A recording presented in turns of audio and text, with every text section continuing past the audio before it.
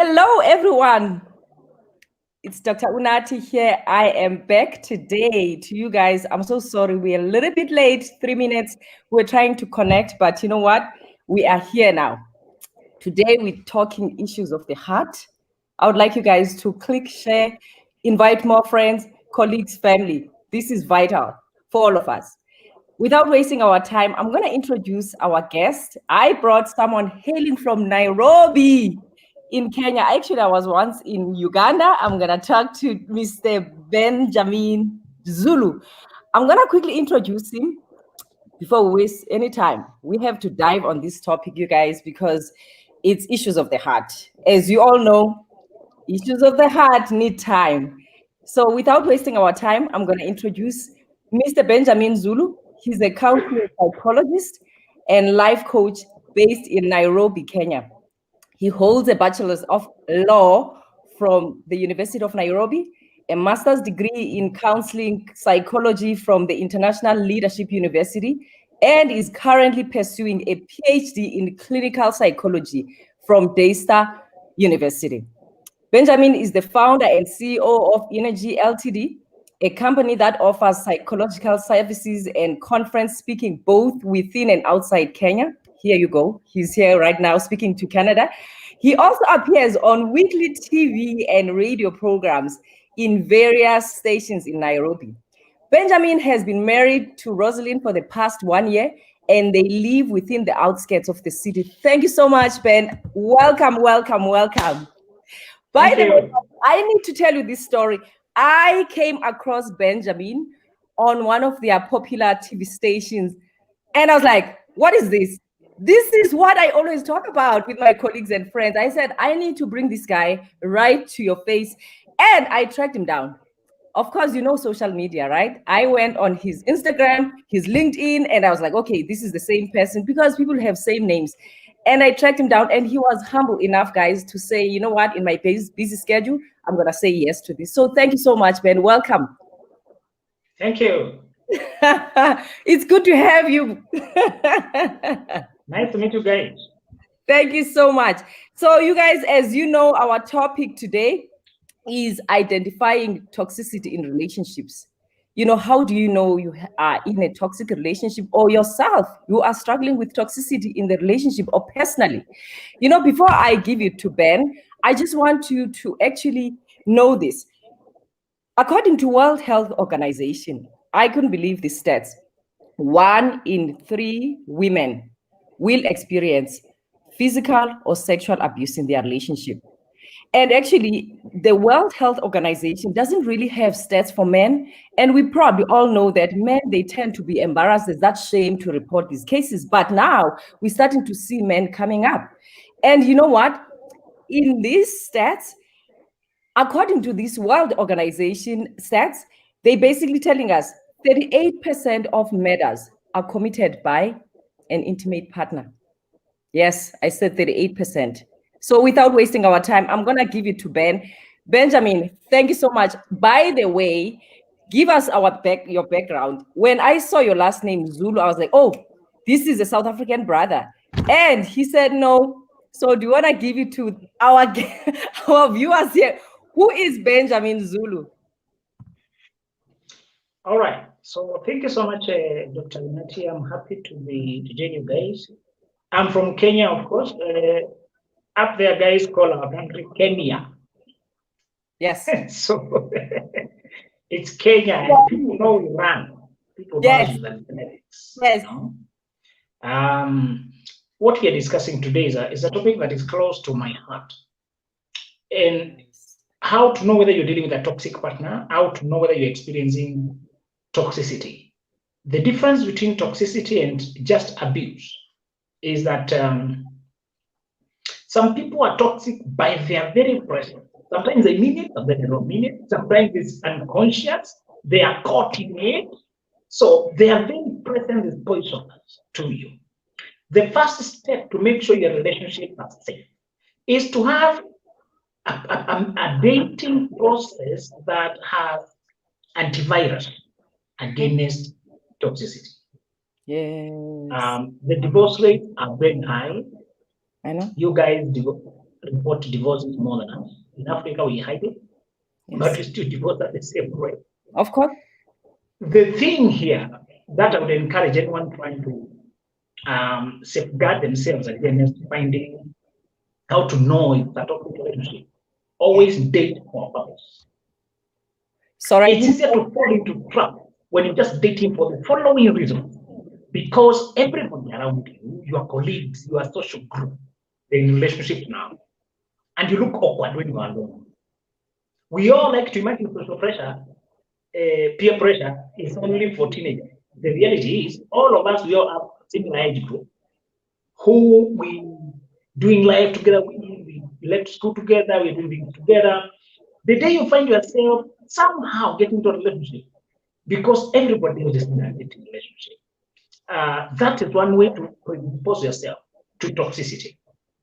Number two, you should not date because you have a job and you're dependent. You're not under your parents anyway. What am I doing? I'm supposed to start life. The other reason that you want to stop dating because you got pregnant with a person, because both of you are expecting a child. The thing with a child is every female, every lady will tell you that a pregnancy is very emotional and you can close your reasoning so that you cannot detach to think. When a person tells you, let's just stick together for the sake of our baby, just come together so that our baby has both parents. Some of us have experienced one parent family and we hate to see our child going through the same. Yeah. I want to warn you. Those who went through single parent families, imagine that those who had both parents were living in a paradise, in a small heaven. I want to announce to all of you who might have grown under one parent. Not everybody at two parents was happy. Some of those two parents were there to add trouble.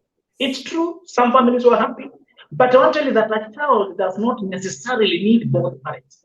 A child needs a caring environment. When that caring environment has one child, parent or two parents is not very important. It's better to have a child who's in a peaceful environment, and that peaceful environment has only one parent, than to have two parents who have strife and conflict. So the following, I've told you the wrong reason to marry. Sometimes that relationship is toxic because the people are not compatible. They may not be bad themselves, but they're simply not compatible. Somebody forced into each other. And I want to warn lady, if you realize you got pregnant by accident, the way 23-year-olds tell me, you're 23-year-olds got pregnant like flu. Accidentally, I realized I was pregnant. You might think they were bitten by a mosquito and got pregnant. Yeah. If you realize you're pregnant, your instinct is to rush in and pretend you were to get married anyway. It was not a mistake. That's the instinct. The reality is you're supposed to step back and reflect. In fact, even if even if you are considering the person and suddenly you're pregnant, step back. Because now your emotions have been clogged. I want you to treat your emotions like a disease to be overcome when it comes to decision making. Anger, frustration, impatience, romance, loneliness, hunger to be loved. Whenever you feel like you need someone, that need is a disease. The same way when you're very hungry, you can swallow poison food easily. The same way when you feel need, you're supposed to step back. The other thing is, I strongly recommend, and this is what I'm basing my PhD research on, is for ladies not to marry before, not to date, not to engage in relationships before they are 25. The prefrontal cortex, the part of the brain that is concerned with reasoning and emotional regulation, has been studied to be only stabilizing at 25 onwards. Some people delay to 26, but very few number will step out at 24. I had not stumbled upon the principle, but for the last 10 years of my practice, I started practicing as a psychologist in 2016 when I got my master's. But then before, I was doing a lot of life coaching, motivational speaking, all the way from 0 age. So I have close to 12 years of constant interaction with the life coaching and counseling. And I kept observing that 21-year-old, 22-year-old, 23 and 24 were making so stupid decisions that will hurt them for so many years. I kept seeing it and wondering, what is this? What is this? Even listening to what they are doing is traumatizing. I posted, I say, 23-year-old is the most notorious in my experience. Yeah. Most people in bad marriages entered at 23. I am aware of categorized them. And I said 19-year-old and 20-year-old are kids with dancing feet and a sweet tooth for candy. They just want fun. They don't care. I looked at the profile when you said that. I was like, oh my gosh. I started analyzing myself. 22, I mean 21 and 22. I call them kids who are happily lost, very defiant, party kids, very noisy, very restless, some out of farm. They just tasted independence from parents. Many of them are graduates in the university. They're starting to work. They feel like, I know what I'm doing. If you try to tell them anything, they can show you the middle finger and cast you to hell. You might have got to hell. But usually at 22 or 21, pregnancy knocks the girls out and they have to leave the party kicking and screaming. Okay. 3 is what I have called the prime. I like to call it in the thick of things. They look grown outwardly. And because we say 19-year-old, 20-year-old, and 21, the society is already telling them, you are too young, you're rushing. So sometimes girls are being told to slow down. They try to do it in hiding among themselves, among the peers. They're most comfortable when they are together, not with the family or church or anybody from adult group. But now 23-year-old, the society thinks she's gone. And even herself, now she's at workplace. But I want you to observe 23-year-old the following. These are the following are my observation. Their thinking is as thick as tar.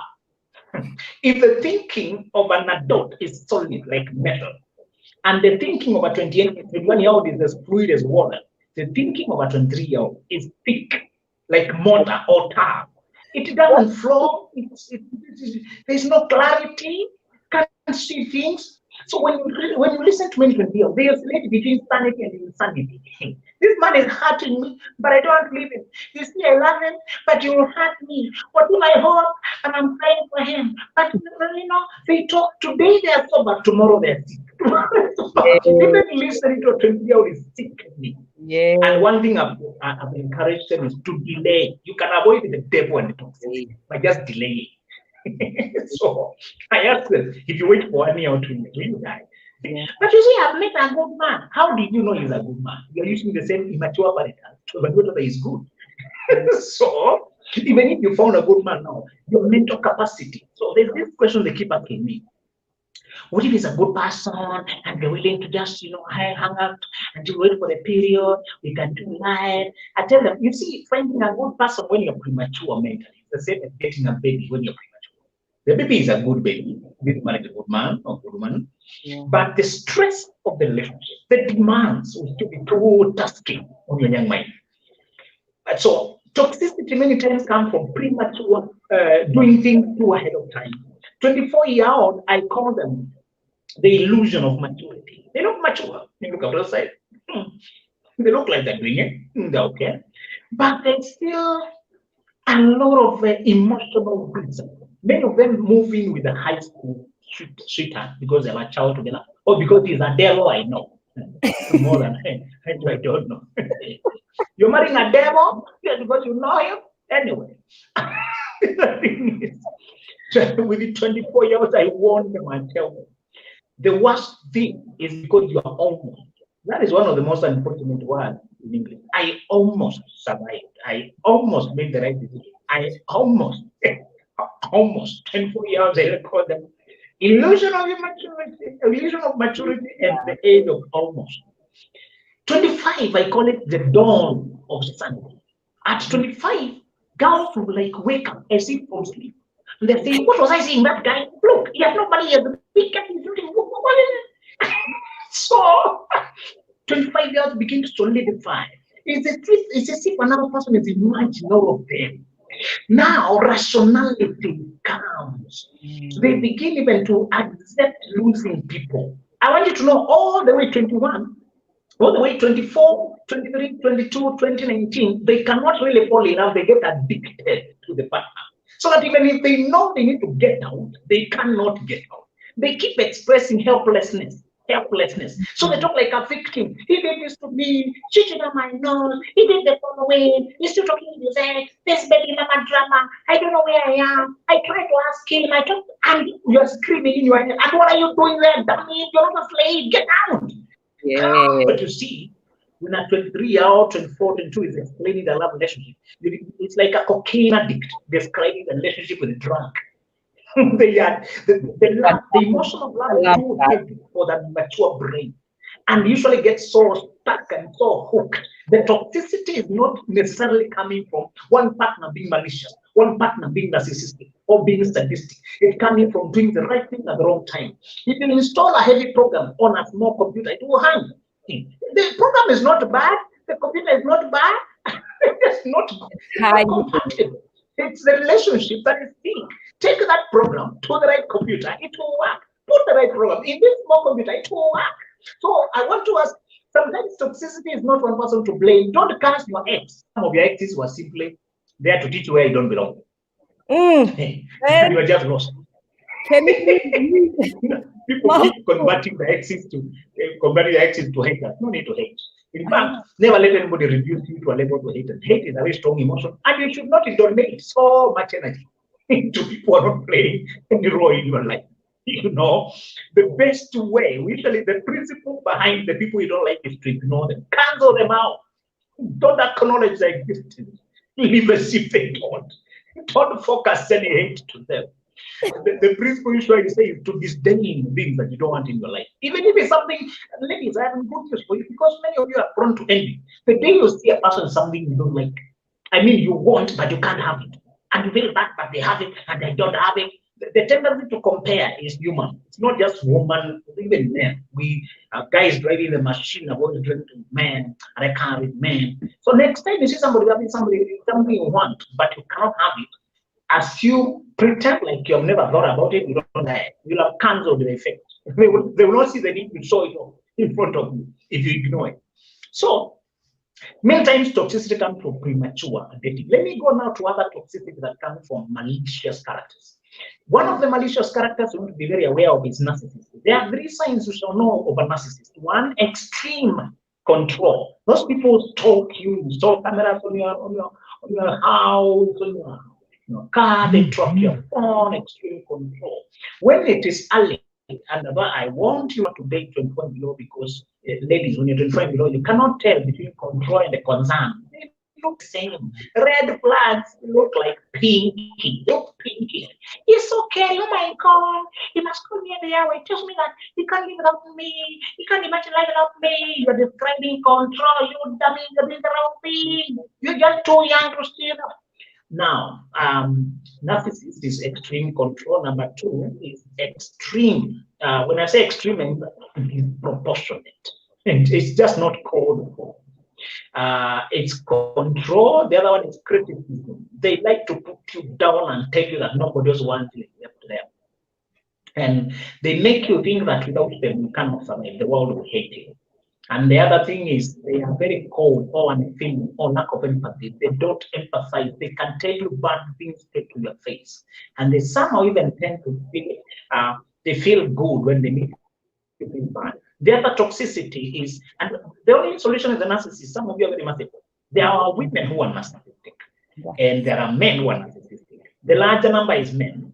So women sometimes get to go under. I want anybody who went through a mother who used to criticize you a lot and control you a lot, and who used to totally feel nothing when they're hurting. Call them narcissistic mothers. That's one of the worst phenomenon in our civilization today. The narcissistic mother and the narcissistic father, in my experience, are the most damaged relationships. And if you are the son or a daughter of a narcissistic parent, a narcissistic father usually will direct the abuse toward the child or the son who is shining the most. And they usually beat physically or abuse sexually, or they, in a way, they try to cancel you out. They try to make you a robot or a thing, and they feel threatened when you want to become independent. Because society does not believe that such a degree of evil exists. You don't hear much conversation about that. So when people who suffer from narcissistic fathers are sort of alienated. The society can't imagine that kind of people. Narcissists are political geniuses. Out there, they have a very perfect image. They treat everybody nice, they are popular, they're good. Sometimes they're so successful career-wise. They work so hard, they are CEOs, they're directors, they're out there, but they are empty. You cannot see, they have no substance. So the other character is, if you suspect you're a parent and all the narcissist, the moment you get out of their home, don't start your own home. You end up with another narcissist because you've been conditioned to accommodate abuse. And I wish you can underline that. Abuse is familiar to you. You don't like it, but it is familiar. In fact, most ladies who grew up under narcissistic parents, when they meet a really kind man who's considerate, he looks weak, so you resist them. Because you're used to a lot of presence and forcefulness and control. You do not appreciate kindness. It looks like weakness to you. The other thing is, the other character is, so I've said, if you came from a parent of type, don't rush to start your own family. Instead, start by healing. The path of your life is not to go ahead with your colleagues, is to take time to adjust your norms. Your defaults are twisted. You do not recognize love. You only recognize authority and the power, and you don't know diplomacy and kindness. It looks like weakness to you. Can you speak like a man? Speak up, speaking too much, you know. And this guy just being so. What is normal to you is twisted. If a seedling grows under a rock, if it grows under a rock, it will have to bend to find the light. If you grow under a rock, a narcissist, an abusive parent, you have to bend to find no mercy. So you look bent, but you don't know it because that is your norm. So your first assignment is to heal. The most unfortunate thing is the daughters of narcissistic mothers usually marry another narcissist. So I work with them, and they usually recover midlife. They come out when they're 50-something. Most of their life is wasted in torture and pain. Narcissism, you can regard it as social slavery. That person is a slave, and you're supposed to put up a public face, to smile when you're in public appearance, to show that, to hide from the public what is going on. Toxicity that comes from narcissistic parent is conditioned and wired inside. And you're being, they usually timid people. They don't initiate anything because usually they were over-punished when they initiated anything, and mistakes are not allowed.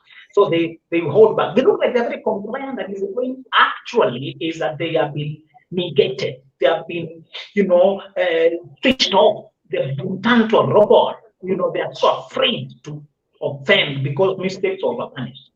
The second source of toxicity in relationship is sadism. A sadistic person is one who seems to derive some pleasure out of inflicting pain. They may be related with narcissists, but they're slightly different. You'll identify sadistic people by how they treat things like pets, animals, or people below them. Pay attention.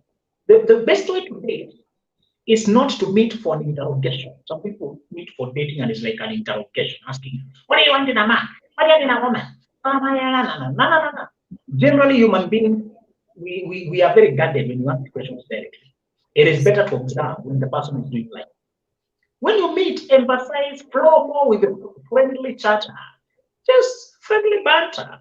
People will drop cues because they guard it now. In fact, in the middle of laughter, in the middle of that's when you pick the most authentic cues about a person's personality. When it is an interview, we are all in our best colors and we are careful. Those days not like a late interview. And I want to ask us, those who are planning to date in 2020 and people are walking around in masks, you are supposed to hide your face, supposed to keep social distance. The mask and the social distance will turn to be a card to you if you don't navigate around it. How do you navigate around it? Use photos, use video conferencing, use video calls. Take more photos now. Be socially active. Put them on social media. Put on your best color. Post on your navigate now.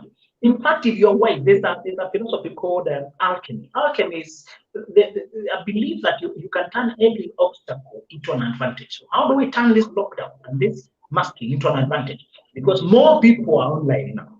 You can meet more people if you go online and you emphasize your process. Make sure you have a process. You'll be seen by more people because they are spending more time online than before. Make no mistake about it. Even the most disciplined about after we have worked online, we get distracted. We got social media to relax a little bit. So make sure it's social media. Your presence it commands attention. On your profile, if you are dating. I lost Ben there. This is a rich conversation, you guys. And you know what? I really want to ask this man, because a lot of times people tend to overlook. Thanks, Ben, you connected. I was just actually saying, you have said so much and I have so many questions for you. Ben, I've realized that a lot of times people, they tend to, because of this love people have for their partner or for their spouse, people, they tend to overlook trust, romance or affection and respect from their partners because of this. We sometimes get so much dizzy, or we drink from this soda of love. And a lot of times I've seen it in relationships. People, they tend to be like, oh, I love him. He's my first boyfriend. He was my first love, like you were saying, or he's the father of my children. And you touched on that actually, about how sometimes it's toxic. You cannot raise these two children because of the mentality of having two parents in the house. Or I've seen sometimes both women and men, actually, I'm staying because of my children. That one, it also has its own layers. We also have that community we love so much as Africans, our faith. We believe in our pastors. We believe in our elders. A lot of times people would say, I want to leave this marriage. I want to leave this relationship, but my pastor is praying for us.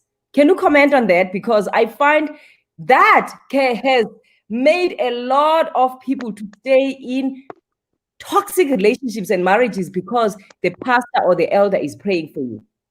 Can you comment on that? All right. Because I like the fact that I want to tell you something about parents, relatives. Yes. Go ahead, Ben. One is the family. Do not consult your family if you realize that your marriage has no future. They hardly ever encourage divorce or separation, except those whom you are sure are your allies. You'll have few family members who are also your friends. The difference, most of the toxic people you'll ever meet in this world will come in form of family. So differentiate among your family. You are related to all of them, but you may not have a relationship with all of them. Pick the ones you have a relationship with, your allies. Okay? Those are the ones who confide in. You don't confide in them because you share blood, but because you share chemistry, a connection. Blood is just ancestral agreement. You did not pick who to be related to, just happened. But happily, you can pick who to be friends with, depending on their behavior. It may be your father, it may be your mother. This is your time. It is not their time. That is a place to put family. Let's go to church. Encourage people that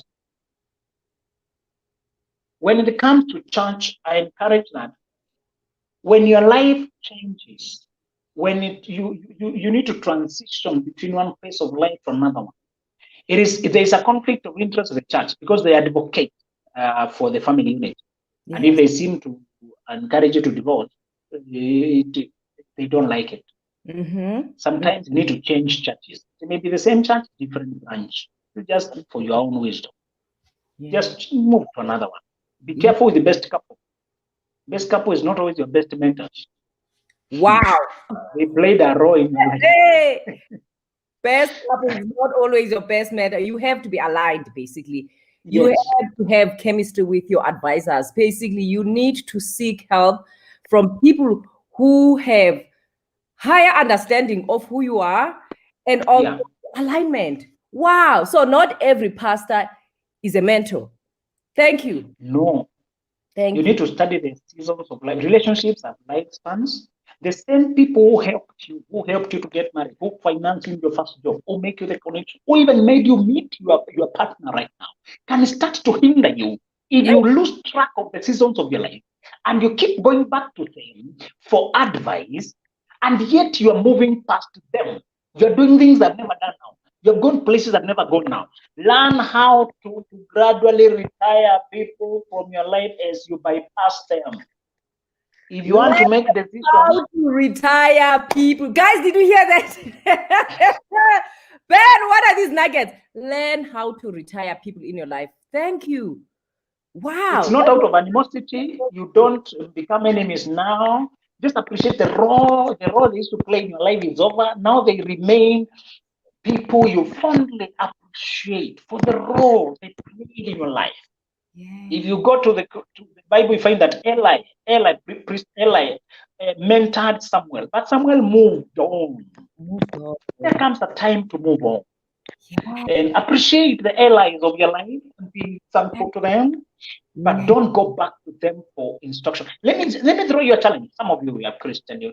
Why Jonathan was a good-hearted man. He was a son of Saul. Saul was a bad man, but Jonathan was a good man. He even embraced David and even trained him the ways of the palace. But why did Jonathan die prematurely? Because he kept going back from Saul back to David, back to Saul, back. David was in his future. Saul was in his past. Even if he is your father, even if he is your auntie, even if he is your mother, godmother, godfather, there comes a time to know not to keep going back to people who played a role in your life. Otherwise, you will die prematurely fighting their battles. You know what, Ben? The other thing I was looking at when I was looking at the toxic relationships, self-esteem plays a major role in relationships in general. You mentioned here, it starts at home. Who is raising you? Because a lot of times, Ben, you're going to agree with me, we have women and men who are doing extremely well in their careers. But the choice of men and women they choose, it's people that will put them down, or the choice there's something you said in one of your interviews, some women or men don't even realize how great they are. They keep lowering their standards. Can you say something about that? Because a lot of times these people are doing really well in their careers, but the choice of partners they're choosing, people who will drag them to, like, no success in terms of you are not growing in relationship, but you keep going back there. Can you comment on that? I see this. Let me say that humility does not mean downgrading yourself. Some people mistake being humble with dimming their colors. I don't want you to dim your light so that you don't look intimidating. I want you to shine to the fullest, at the same time to be respectful of all the others and their limitations. If you strike the balance between confidence and humility, that's what the mix of greatness. You're confident in your strength, you're humble when you're dealing with others, now you're a great person. I want to announce those who marry their baby mamas for the purpose of a child, that what it takes to sire a child is a different thing that takes to father the child or to be your husband. Don't marry the person you got a baby with, because it takes only biology to become pregnant or to make you pregnant. Yes. But it takes character to take you to your destiny. Obama became president with an absent father, and he came to pay homage to a grave, and he was still president. He still attained his purpose. I want you to know that it's not, some say, maybe I'm depriving the child of their right, maybe I'm doing this. The child does not understand. They will understand later. It is upon your responsibility now to make best choices for them. When they reach 18, they do for each other. I want to ask men, because men, sometimes children are our socks. If you date a guy who was a child, sometimes he loves the child more than he will love the child as the first place in his life. Then you come number two. It warn men that just because you have a child does not mean you must continue to tolerate the man. I've seen relationships that have been good marriages wreck because the man cannot relate properly with a child. Better to hide behind your wife. When you finally decide to marry a woman, let the woman take over your child, the affairs concerning your child. You'll be safe now, because she cannot entertain dreams from the baby mama there. But if you expose yourself directly, you'll be confused. You'll be taken back and forth. Yeah. So what I can say about family and church is, remember, many times you must not give too much power. Also, be careful not to call anybody your spiritual father. Father is a permanent title. Spiritual father. And if you call anybody a spiritual father, you are giving them a permanent influence, a permanent say, a permanent a divine authority. Even when you Your life. better to call them spiritual mentor.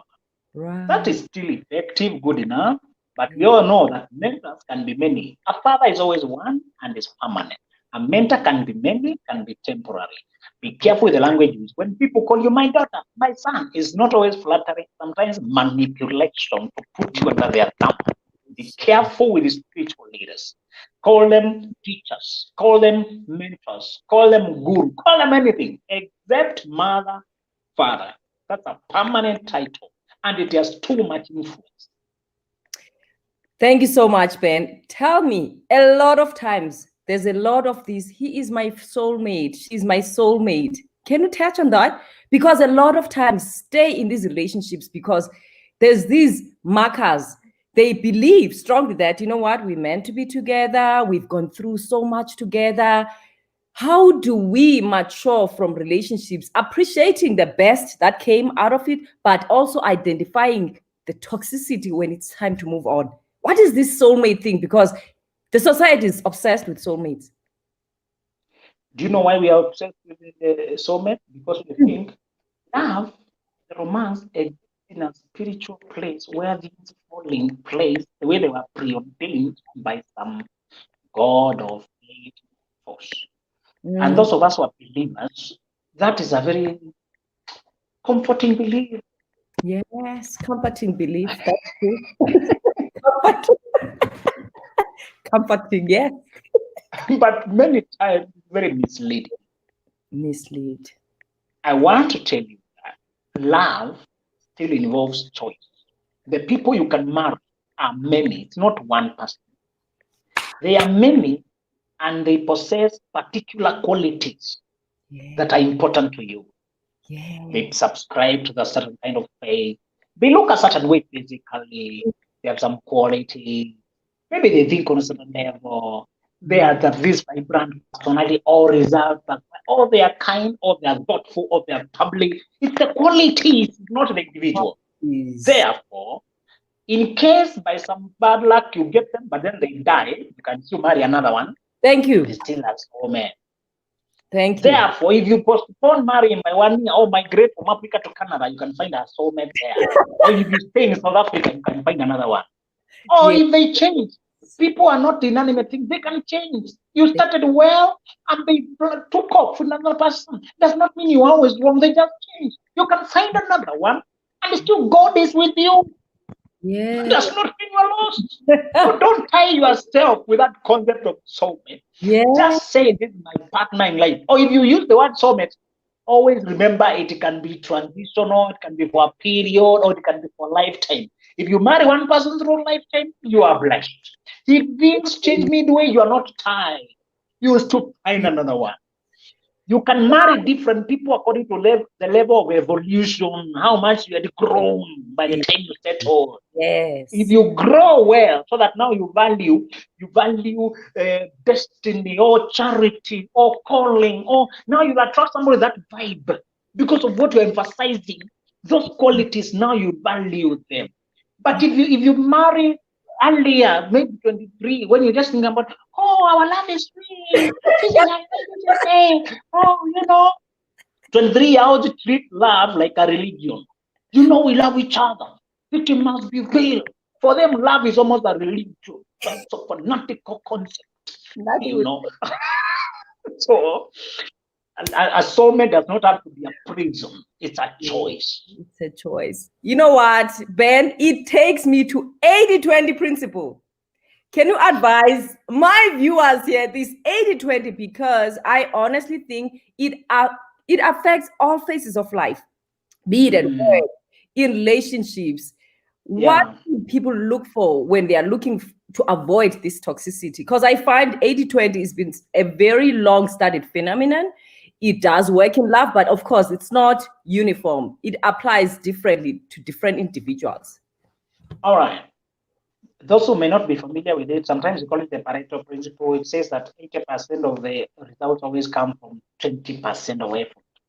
Yes. So you're supposed to identify the 20% that is giving you 80% of the results, so that you give 80% of attention. Wow. So you identify the 20% of people who will give you 80% of what you're looking for. This is good. Yes. So if you're in a relationship or if you're dating, 80% of the attention you get will go nowhere. Only 20% will have any potential. Identify it and give it 80% of your attention. It could be 2 out of the 10 people check on you, only 2 are worth your attention. Wow. Identify them. Yes. If you're married, if you have a partner, only 20% of activities bring 80% of the joy and the results and fulfillment and money. Identify that 20%. Couples and relationships have a personality. A kind of a unique mix of traits and the chemistry. Yes. You're supposed to study it. And I want to warn those who get married. Please don't settle. Even if you settle, don't settle. That is to say, marrying does not mean you came from one end, I came to the other, now we met each other, now we are here. And it's when we meet, it's not convergence. You're supposed to start now growing together. The growth must go. Wow. One guy called Khalil Gibran, one of the poets who wrote a lot of stuff in America some time back. One of these books became virtually almost a religion among young people. He said, to love each other does not mean to gaze at each other. It means to look together in the same direction. Wow. So love is not an embrace, it's a dance. It's a dance. We're supposed to dance into one rhythm. So find a person you have a rhythm, dance with, dance in the same direction. So it's not so much of doing everything that presents itself. Identify the few that are giving you strategic results. Yes. And then invest more in them. Money, time, and energy. Guess what? As I was looking into this 80-20%, a lot of times in relationships or in marriage, you've seen those people that say, we do things together and it's fine. Everything is about this person. Everything. And that's when, like you said, narcissists, they thrive in those relationships because you have this codependence. You cannot do anything without each other. And they isolate you, remove you from people that could make you see like objectively. And what I've seen is in that 80-20 you just mentioned, that 80% you love about these people, you're growing together and all, in that 20%, find things that you can still maintain your individuality. Do things alone. Don't make your partner feel guilty that he's enjoying his life or she's enjoying his life with other people, not necessarily romantically. I'm talking about, can you let your partner enjoy his soccer alone, not with you, not feeling insecure when he's not around, or when your lady is gone shopping, she doesn't necessarily have to do it with you. There's other things, trips with other ladies. There's men's camps. I just find sometimes people get so entangled in that, we close with my partner, all that kind of stuff. So I like the fact that you touched on that you still maintain your individuality. What are you doing with this person? Are you growing? And also don't be stunted saying, oh, we started together, we love each other. Are you growing? Before I take the opportunity from our viewers, let me see their comments. This is awesome, man.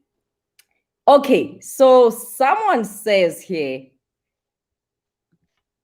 Stephanie, Benjamin, she was stalking you. I stalked him. Yes, Stephanie, stalked him. And I was like, I need to bring him here.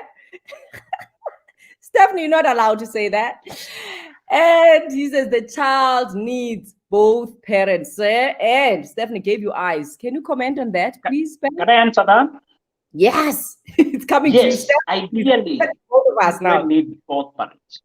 Yes. But we are saying if you have to choose between one parent with peace or two parents with strife, the strife is more hurtful than the absence of one parent. Thank you. You know what? If you have to choose, give the child peace. Actually, you know what? As a psychologist, you just said that. I'm reading a book actually by Dr. Sabari. She's well-renowned. She even actually advised Oprah on her, she has a boarding school in South Africa, her girls' school. And we all know that Oprah didn't have her own kids. So she was struggling because these children came from all sorts of backgrounds and mostly quite disadvantaged. And they were struggling with self-esteem and also just the suffering. And this woman was talking about that, listen, your children, yes, like Benjamin is saying, they need both parents, but which one is better? If the other one is pathological, choose you and your children. Thank you. Thank you. I like that. My colleague here, Dr. Kangong Yvonne, says, bitten by mosquito. He's laughing at your stuff you said. Okay. Ba Suleiman, indeed, everybody needs Somet. What is Somet, by the way? I don't know what's that. Oh, yeah, sorry. Everybody indeed needs someone. Yes, but not a pathological someone or toxic someone, Ba. All right, Ben? And Stephanie says, so women should not interact with men till they are 25? He gave you eyes, Ben. It's not interacting. Yes. But getting into love relationship. You're supposed to, in fact, what you're supposed to be doing all the way 24 and below is socializing generally with all men to know how they feel. The tall, that handsome, the slim, short, and clumsy, the light, the dark. You're supposed to experiment with all of them and learn what you don't like, what you like. That's when you refine the qualities you want. But the thing is, don't sign live contract before 25. You will regret them. Yes.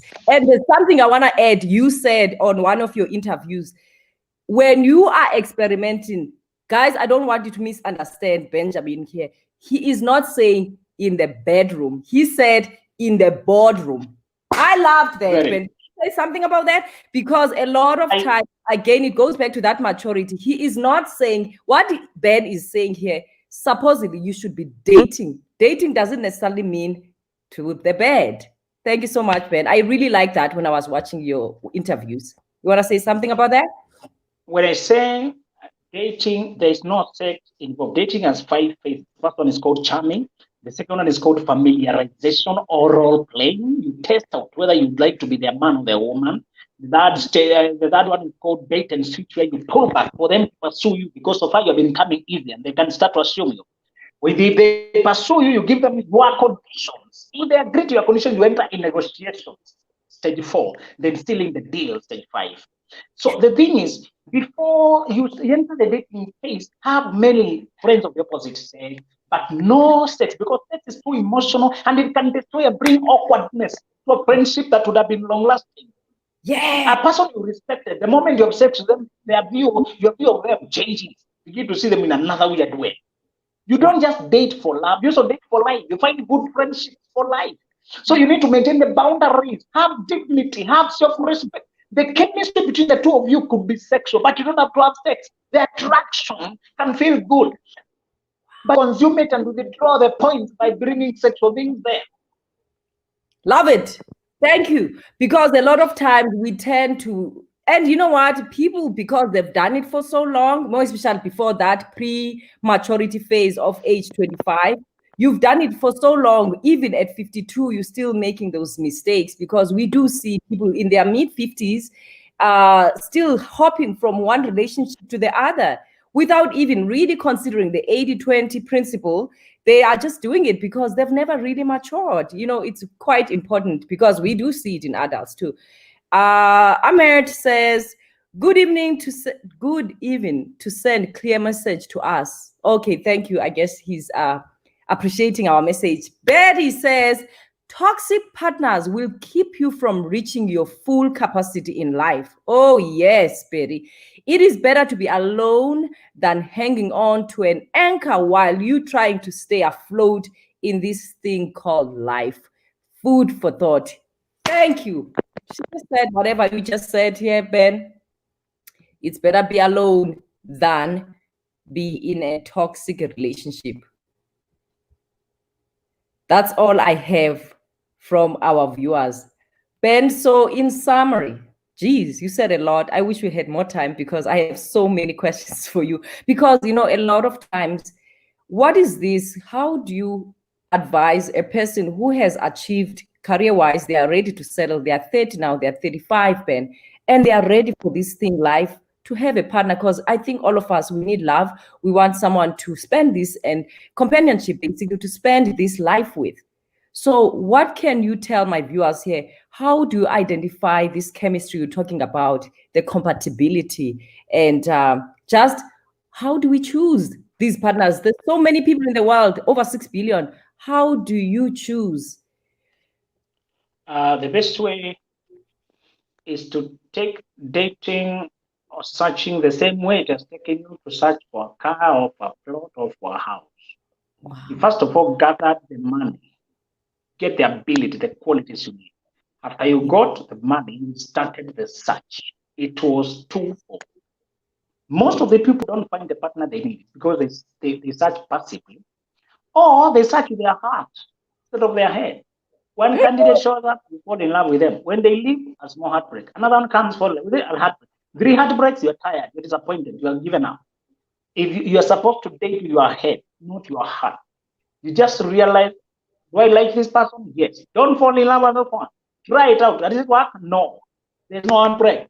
Move on to the next one. So take dating as a practical search and be so determined. Don't be half-hearted. I've met people who are ambivalent. They want to marry, but they don't work so much. That's too much work. There's nothing that is good in life that comes easy. I do life coaching on dating myself. I do a lot of sessions on that. Get a life coach myself or another one, to assist you. It is worthy investing in. And Unachi can tell you that people marry wrong because they invested nothing in acquiring the knowledge. Did not even pay for a session, get a book, they follow the instinct, their feelings, and yet the same person, if you ask them to apply for a job, they will research on that company, they will edit their CV, they will they will shop for the interview, they put every effort to get job, to get the house, to get the car, even in the scale of importance. The house is important, the car is important, but none of them is as important as the partner. Don't you think the partner will require more effort than all the others? This looks like common sense to me. Get somebody to find a way to invest so that you have knowledge and effort. Yeah. Yes. Wow. And of course, you mentioned the compatibility in terms of the interests, because some people, they will be married. There's this idea, I remember at med school, it was exciting to be, you're a doctor, marrying another doctor, or a lawyer, it seems, or an accountant, we get excited about those things, right? And you find that this person, as much as he has all this outward appearance, people love seeing you guys together. There's just no compatibility, no interest, even your belief system. I'm not going to go on that because it's a big topic on its own, but like the beliefs, what do you guys believe in, right? Sometimes, I remember actually early in my career, people would go on, oh, he's a good guy, he loves the Lord, all those kind of things. But I thought myself, I'm not seeing myself in South Africa, right? There's people that love their Kenya or their South Africa that they would never leave that place. And there's nothing wrong with that, Ben. There is absolutely nothing wrong with that. But personally, I love traveling. I love seeing the world. Some people, they don't want that. And it doesn't make them bad people. So those are the things sometimes we overlook as women, even men. Is this person going to take you to where you're going? Do you understand? So I really like the fact that we need to be, as much as we talk about this love thing, what are the interests? And are you going to grow together? I really love that. We have 3 minutes. Ben, guys, before I actually let Ben talk here, as Benjamin mentioned, he is a life coach. If you guys are everywhere, like nowadays we're global, we are virtual. If you want to work with him, he's got a big work he's doing here on Facebook, on Instagram, mostly here. He's got his page. I'm going to actually put it down here, Benjamin, so that people can actually look you up. If you want to do consultation, he works with every company, he works with churches, he works with organizations. So this is amazing. And I feel life coaching, honestly, it's beyond relationships, the romantic relationships, because honestly, we do need such skills, So I'm really grateful that, Ben, you took your time and was part of this. Is it Benjamin IKE or KE? Yes, Benjamin Zulu KE. KE, I know that K. Thank you. So I'm gonna put it right here. Please, you guys, Follow Ben. He is doing amazing work here. So I actually posted it. That's his Facebook page, you guys. And before I end this conversation, I don't even want to end it. We have 2 minutes. Do you want to give my viewers here a gift? What should they take home right now, please? Thank you. All right.